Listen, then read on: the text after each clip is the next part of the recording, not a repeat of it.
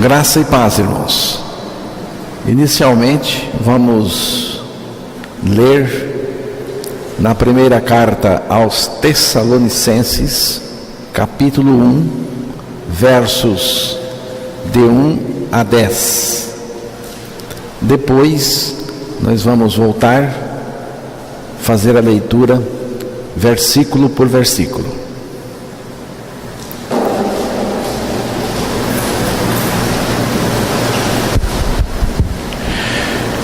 Paulo, Silvano e Timóteo, à igreja dos Tessalonicenses em Deus, Pai e nosso Senhor Jesus Cristo, graça e paz a vós outros. Damos sempre graças a Deus por todos vós, mencionando-vos em nossas orações e sem cessar recordando-nos diante do nosso Deus e Pai da operosidade da vossa fé, da abnegação do vosso amor e da firmeza da vossa esperança em nosso Senhor Jesus Cristo, reconhecendo, irmãos amados de Deus, a vossa eleição, porque o nosso Evangelho não chegou até vós tão somente em palavra, mas sobretudo em poder no Espírito Santo e em plena convicção, assim como sabeis ter sido o nosso procedimento entre vós e por amor de vós. Com efeito, vos tornastes imitadores nossos e do Senhor, tendo recebido a palavra, posto que em meio de muita tribulação, com alegria do Espírito Santo, de sorte que vos tornastes o modelo para todos os crentes na Macedônia e na Acaia. Porque de vós repercutiu a palavra do Senhor, não só na Macedônia e Acaia, mas também por toda parte se divulgou a vossa fé para com Deus, a tal ponto de não termos necessidade de acrescentar coisa alguma, pois eles mesmos, no tocante a nós, proclamam que repercussão teve o nosso ingresso no vosso meio, e como, deixando os ídolos, vos convertestes a Deus, para servirdes o Deus vivo e verdadeiro, e para aguardardes dos céus o seu Filho, a quem ele ressuscitou dentre os mortos, Jesus, que nos livra da ira vindoura. Espírito Divino, tu que tens a revelação, revele dentro de cada um de nós a tua palavra, nos ensine. Amém. O que é a igreja? Igreja é gente regenerada e santificada em Cristo, e que em todo lugar invoca o nome do Senhor Jesus Cristo, nosso Senhor. Na primeira carta aos Coríntios, capítulo 1, verso 2, vamos ouvir: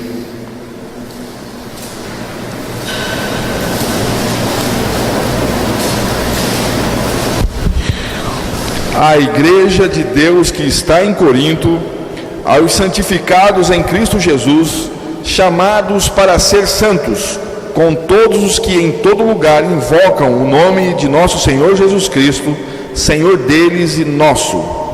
Aí está, a igreja de Deus, porque a igreja tem um dono, e o dono da igreja, que cuida dela com muito zelo, com muito amor, é Deus.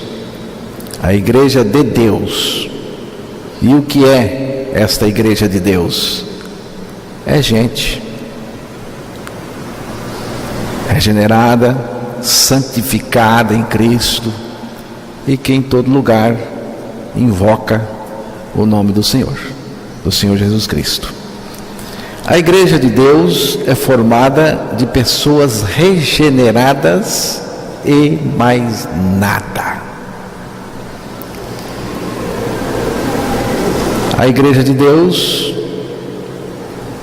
não é organização humana, não tem nada a ver com a autorização de quem quer que seja para ser instituída.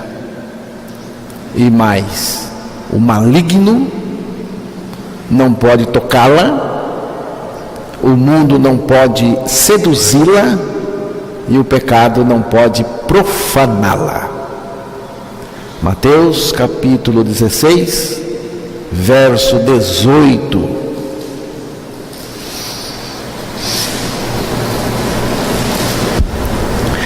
Também eu te digo que tu és Pedro, e sobre esta pedra edificarei a minha igreja, e as portas do inferno não prevalecerão contra ela.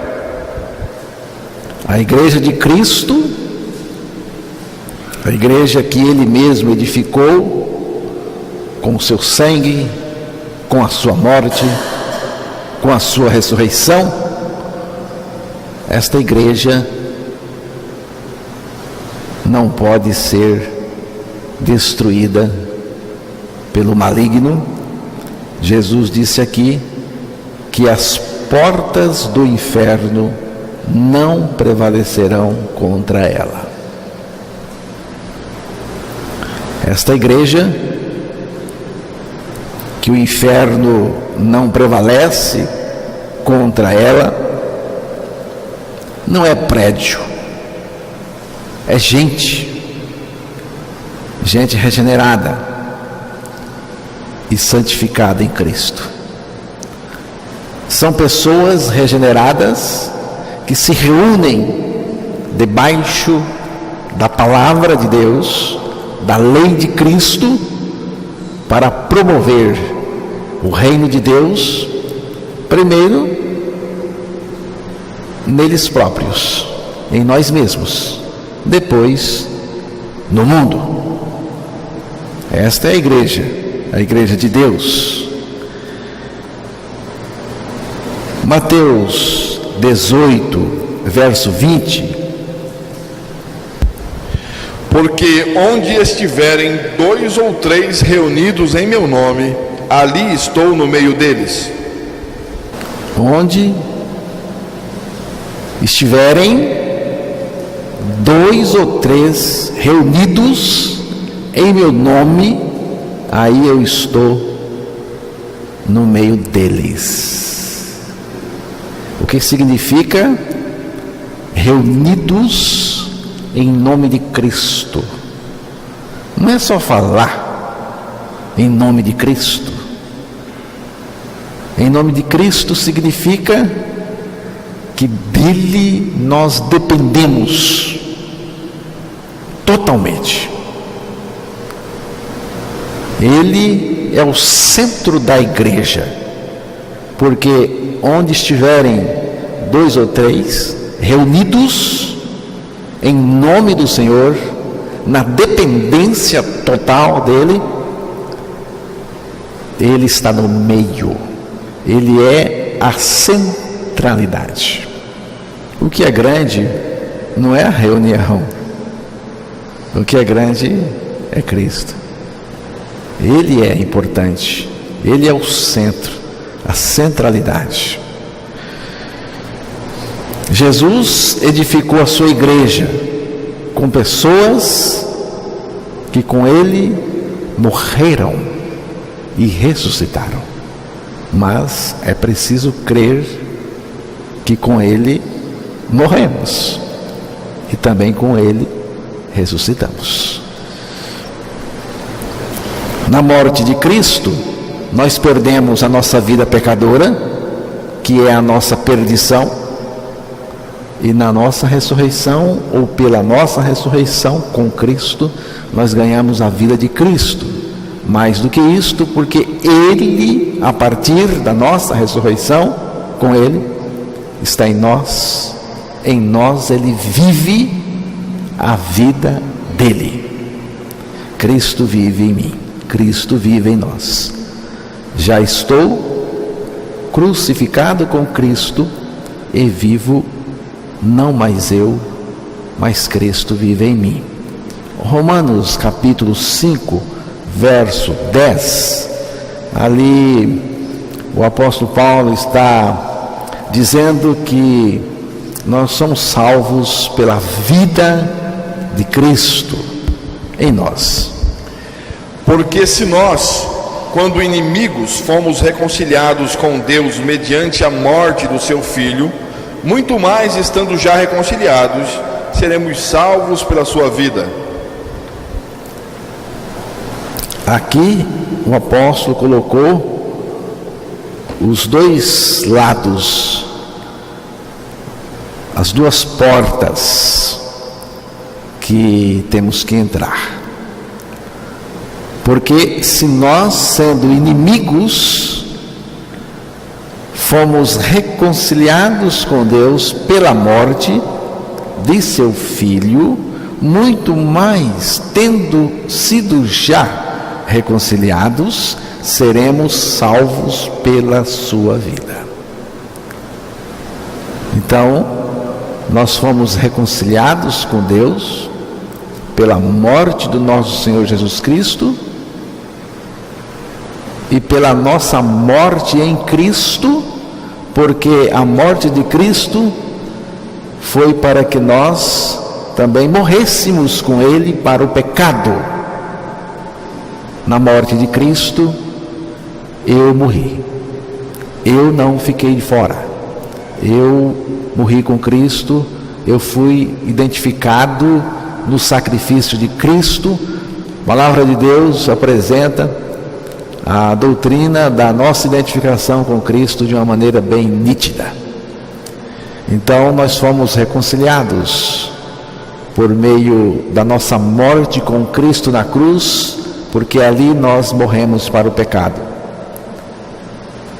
E já mortos para o pecado em Cristo, Deus o Pai entrou com a ressurreição, e nesta ressurreição com Cristo nós ganhamos a vida que nos salva. Aqui diz: muito mais seremos salvos pela vida de Cristo.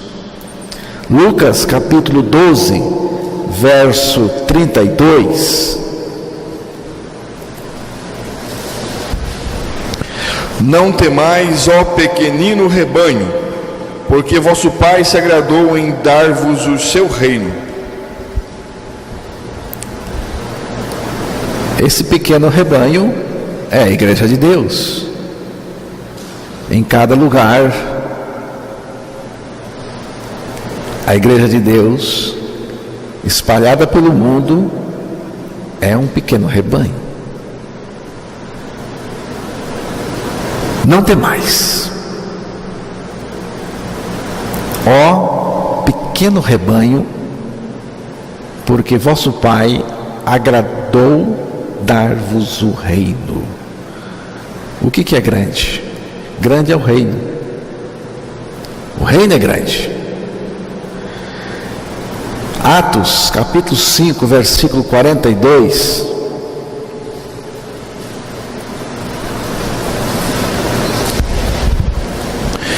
E todos os dias no templo e de casa em casa não cessavam de ensinar e de pregar Jesus o Cristo.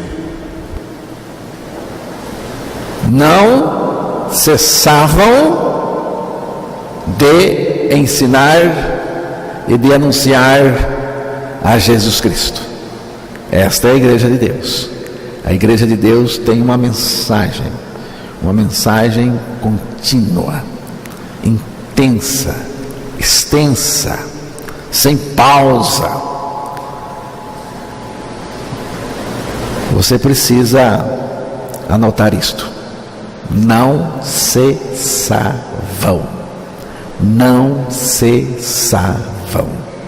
de ensinar e de anunciar a Jesus Cristo. Nós não temos outra mensagem. A nossa mensagem é uma pessoa, a pessoa de Jesus. Jesus. Ele é a nossa mensagem. É Ele que nós anunciamos e pregamos, e de uma maneira sem cessar. Como é que você tem anunciado Cristo? Se é que você tem anunciado Cristo. De vez em quando. Aqui diz: não cessavam de ensinar e anunciar a Jesus Cristo. A Igreja de Deus é possuidora da verdade, da palavra de Deus. Primeira carta a Timóteo, capítulo 3, verso 14 e 15.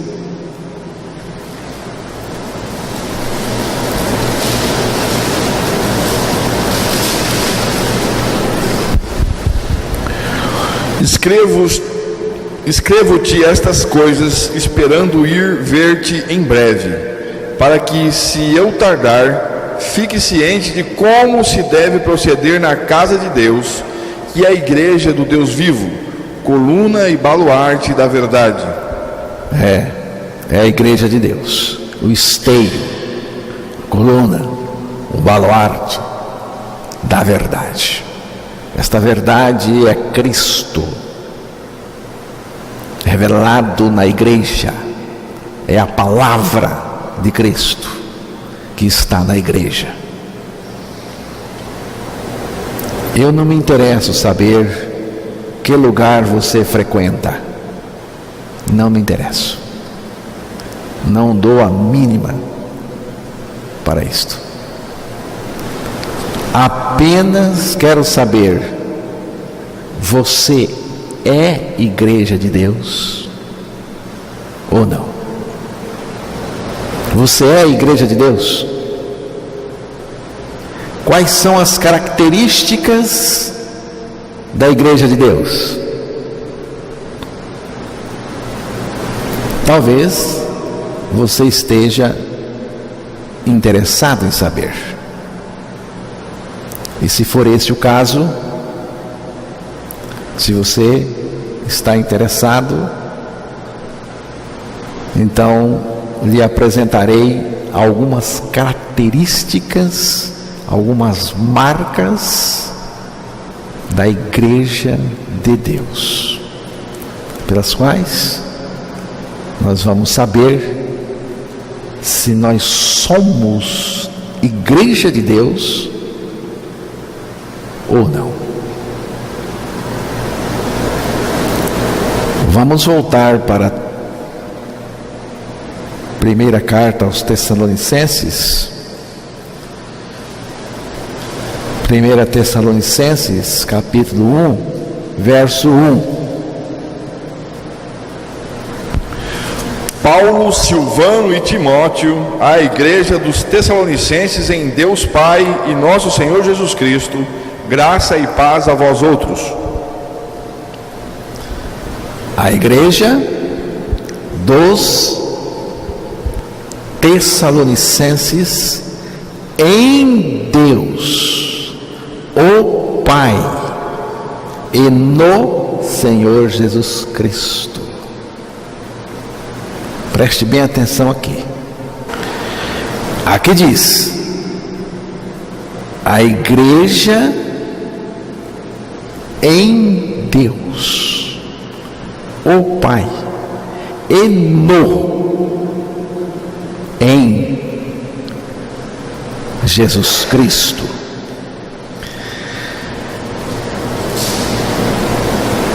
A igreja em Deus, o Pai, e no Senhor Jesus Cristo. A igreja em Deus, o Pai, e no Senhor Jesus Cristo está falando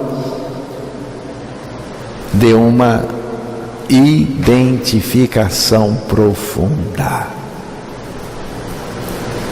Então, a primeira marca ou característica da igreja de Deus é que a igreja de Deus está identificada totalmente com Deus e com o Senhor Jesus Cristo. O ponto importante não é a localização geográfica onde a igreja se reúne, mas a localização espiritual dela.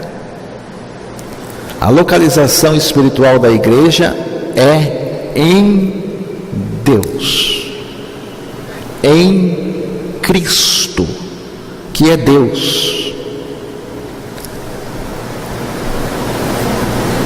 É uma igreja localizada em Cristo.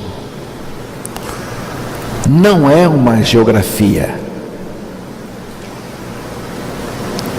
Aqui é a nossa posição em Cristo. Estamos localizados e situados em Cristo, porque a igreja de Deus é em Deus e no Senhor Jesus Cristo. É uma igreja em Cristo. Em Cristo significa identificado com Cristo, desde a cruz até ao eterno assentar do Senhor nas regiões celestiais em Cristo. Em Cristo significa crucificado com Cristo, também ressuscitado com Cristo, e Cristo em nós vivendo a vida dele. É uma identificação profunda. Essa nossa identificação com Cristo foi pensada e proposta na eternidade passada, quando ainda não havia nada, e se tornou a nossa experiência a partir da cruz, quando Cristo lá esteve por nós e nos atraiu a si, conforme ele mesmo disse em João capítulo 12, versículos 32 e 33.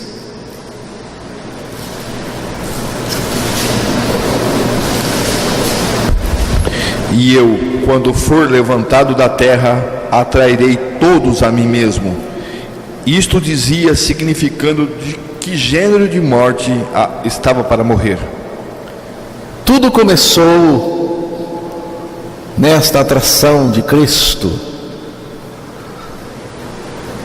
atração prevista antes da fundação do mundo. Cristo nos atraiu a si e nos identificou com Ele naquela cruz. Irmãos,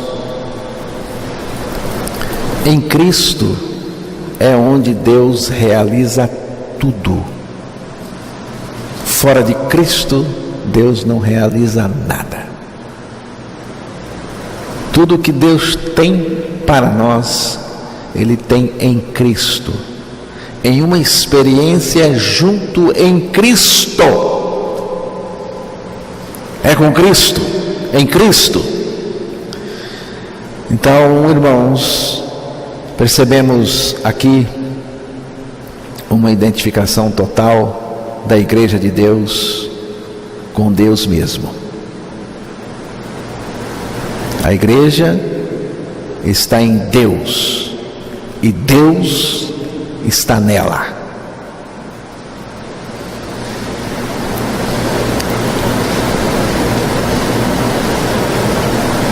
Estamos em Cristo, Cristo está em nós.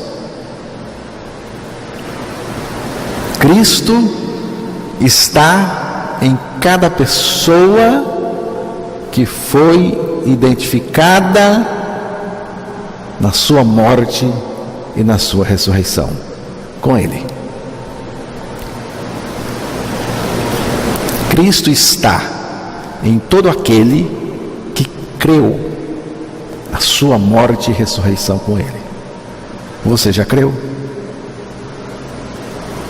Se você já creu a sua morte com Cristo, a sua ressurreição com Cristo, então Cristo está em você.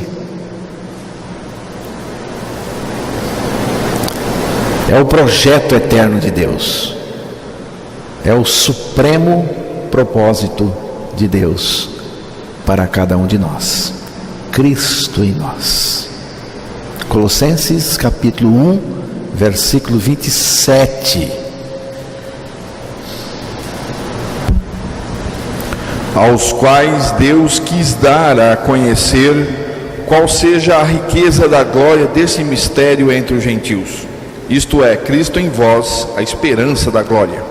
Cristo em vós, Cristo em nós, Cristo em você, Cristo em mim.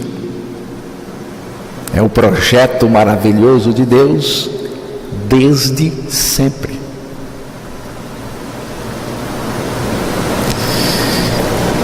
A Igreja de Deus, em Deus, reconhece a sua eleição. 1 Tessalonicenses 1:4. Reconhecendo, irmãos, amados de Deus, a vossa eleição. Então, outra marca bem marcante da Igreja de Deus, além de ser uma igreja identificada com Cristo, é uma igreja que reconhece a sua eleição. Aqui está algo muito importante. A primeira coisa que a Igreja de Deus precisa reconhecer é a sua eleição. O termo eleito significa escolhido, separado, selecionado. É assim até nas eleições dos homens. Agora em outubro você vai escolher. Ai meu Deus, quem? Tá difícil.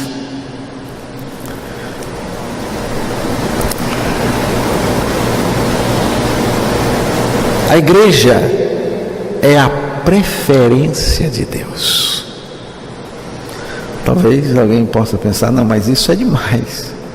Você está sendo até preconceituoso com os outros. Não. A igreja de Deus é a preferência de Deus.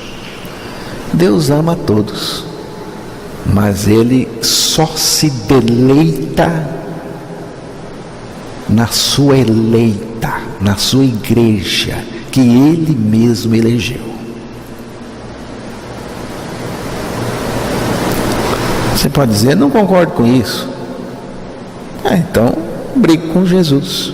Foi Ele que escolheu. Os regenerados são os preferidos de Deus. Deus nos elegeu em Cristo antes da fundação do mundo. Depois, isso se tornou fato quando Cristo nos atraiu a si na cruz. Com Ele nos fez morrer, com Ele nos ressuscitou. Deus nos ressuscitou com Cristo e agora Cristo vive em nós. Essa eleição está controlada por Deus mesmo. É Deus que controla.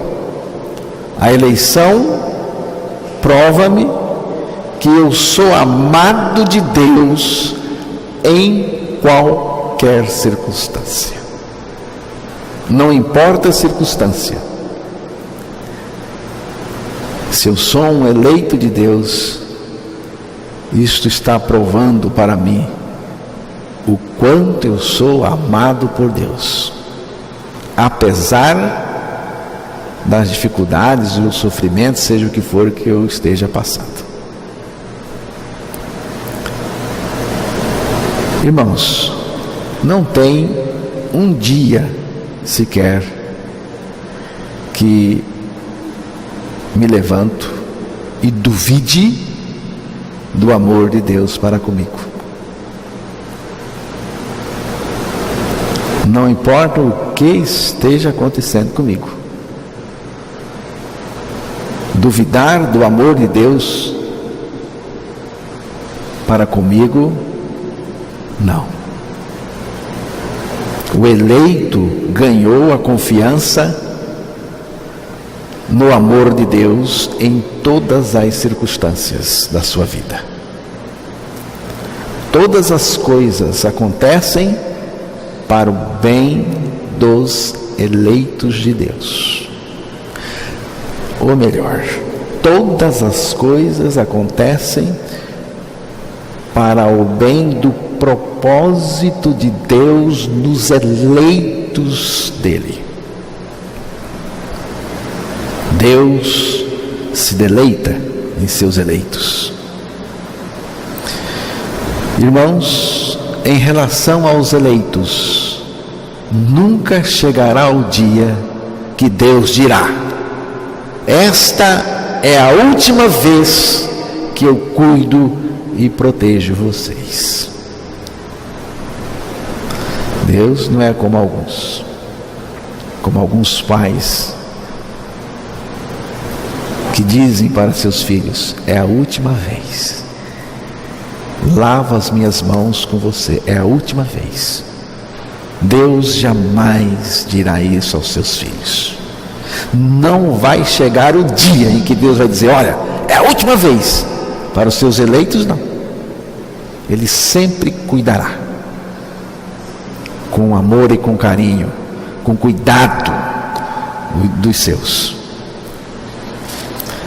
Isso não nos torna orgulhosos, pelo contrário, humildes.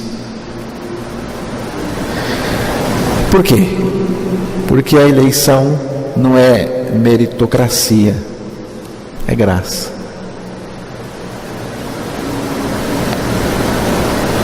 Um eleito não tem do que se gabar, não tem a condição de se gabar, nem aqui, nem no céu, nem em lugar nenhum.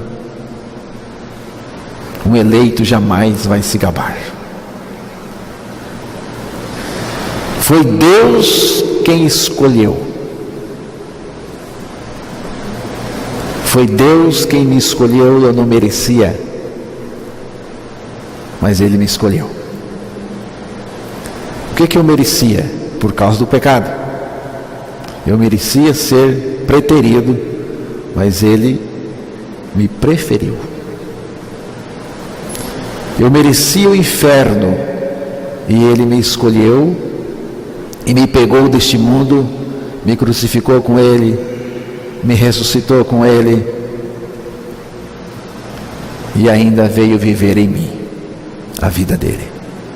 Fez-me herdeiro de um novo céu, de uma nova terra que Ele vai criar. A palavra diz, e eu creio. Deus não tinha nenhuma necessidade de me escolher, mas Ele escolheu. Por que Deus escolheu a sua igreja? Por que Deus me escolheu para ser a sua igreja? Por que Deus não escolheu outro? Por que Deus não escolheu outro ao invés de mim? Você nunca perguntou isso? Nunca pensou? Essa é uma questão difícil de entender. Deus, em sua soberania, chama aqueles a quem o seu amor move.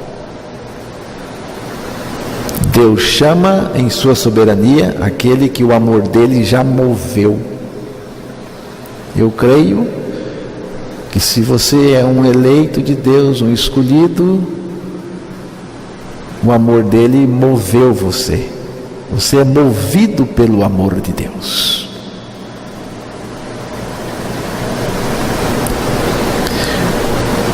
Por causa do pecado, ninguém tem direito de ser escolhido.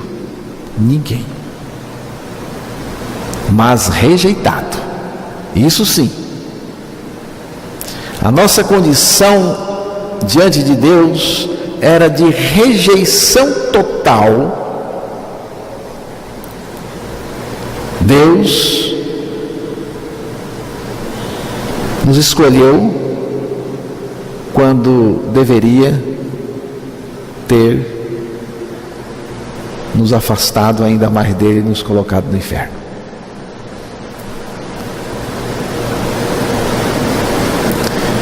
Deus, irmãos, não elege ninguém para a perdição.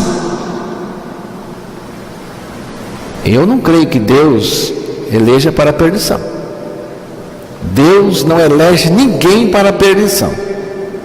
A perdição é consequência do pecado e de não crer em Jesus Cristo.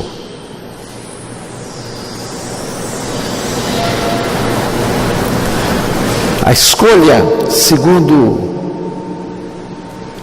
de Deus é segundo a graça.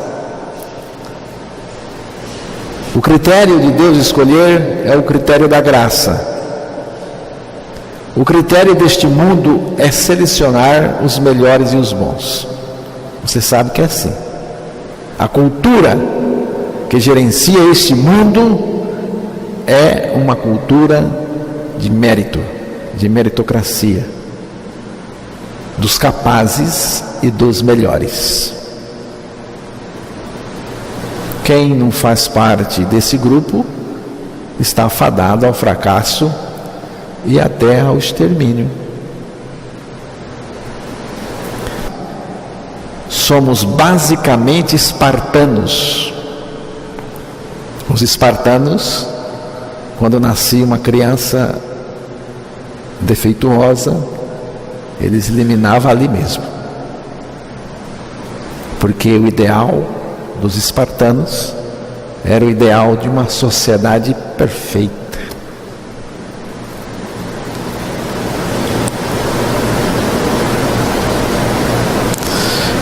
O vestibular aprova quem?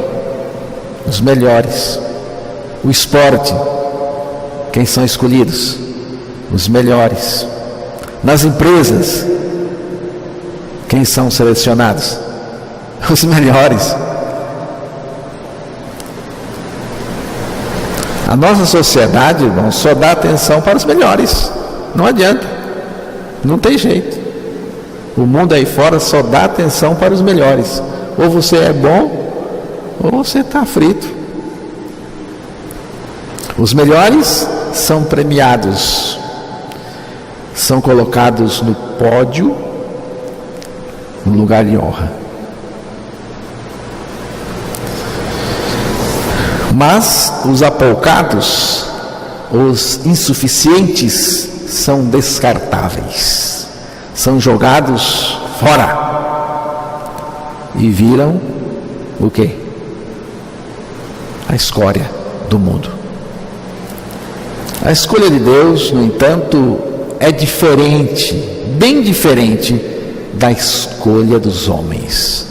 Graças a Deus.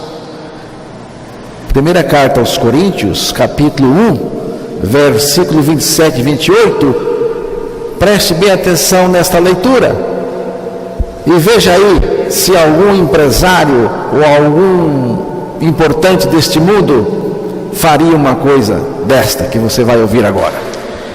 E Deus escolheu as coisas humildes do mundo e as desprezadas e aquelas que não são, para reduzir a nada as que são, a fim de que ninguém se vanglorie na presença de Deus. Viram? O que Deus está fazendo aqui? Ele está fazendo algo considerado um absurdo para os critérios da escolha do mundo. Ele escolheu as coisas loucas, as coisas fracas e as coisas vis. Eu me enquadro nas 3 categorias aqui, de uma vez só. Porque sou louco, fraco e vil, e Deus me salvou. A tarrafa, o arrastão de Deus só pega bagulho, mas Ele transforma radicalmente bagulho. Ele salva bagulho.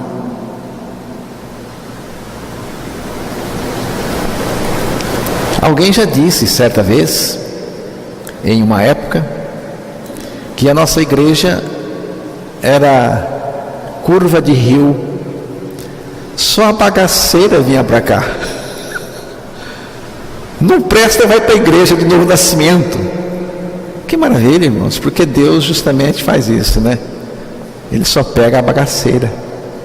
Ele veio para salvar bagaceira, bagulho, e transformar essa gente. Se você é bonzinho, Deus não veio para você. Com que autoridade você diz isso? Com a autoridade do Senhor, porque Ele disse que os sãos não precisam de médico. E os sãos que Ele estava se referindo eram os fariseus, que se achavam justos. Eu estava conversando com a Edna ontem e estava comentando com ela que as pessoas que aderiram ao Novo Nascimento, mas não teve um impacto na vida delas, eu tenho uma suspeita que elas não nasceram de novo. Elas não mudaram muita coisa, né? Tem gente que aderiu, mas continuou o mesmo, os mesmos princípios religiosos, defendendo as mesmas tradições antigas. O que você mudou, meu irmão? Novo Nascimento é mudança radical. Paulo disse assim: tudo aquilo que eu considerava importante na minha vida, tudo aquilo que eu considerava que era uma coisa, eu coloquei de lado, como esterco. A minha religião é esterco, a minha tradição é esterco.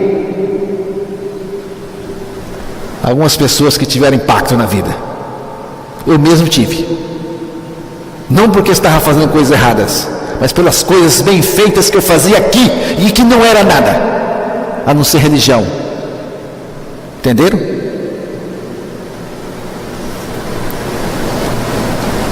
Quem não teve impacto na sua vida não nasceu de novo, não.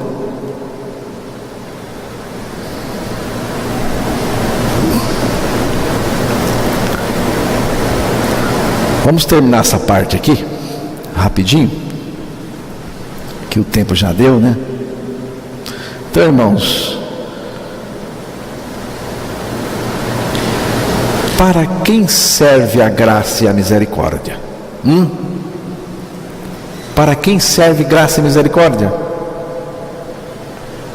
Para o bom ou para o ruim?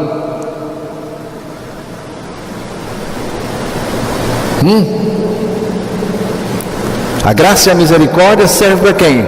Para quem é bem sucedido ou para o falido? Para o competente ou incompetente? Irmãos, a misericórdia é o lugar dos fracassados e indignos. Jesus veio cheio de graça e misericórdia para salvar aqueles que Ele escolheu pela sua graça. Os homens, principalmente os religiosos e justos aos seus próprios olhos, ficam irritados com a graça de Deus, porque querem fazer para merecer. Você já imaginou Tite, hein, irmão Zé Rabeiro? Você já imaginou Tite escolhendo um grupo de várzea para levar para a Copa? Ele jamais fará isso. Ele levará os melhores. Oi.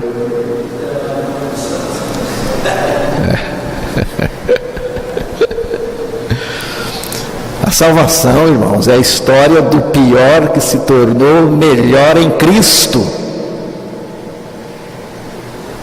Deus pega o ruim, transforma em bom em Cristo, porque é a bondade de Deus em nós. O ruim que se tornou bom em Cristo, a bondade de Cristo em nós. Por que muitos não são salvos? Porque ainda acham que merece. Eu quero dizer o seguinte, irmãos: esta igreja não faz parte da seleção do Tite, porque só tem perna de pau, mas faz parte da convocação de Deus, e por Ele foi escolhida a igreja, escolhidos e eleitos.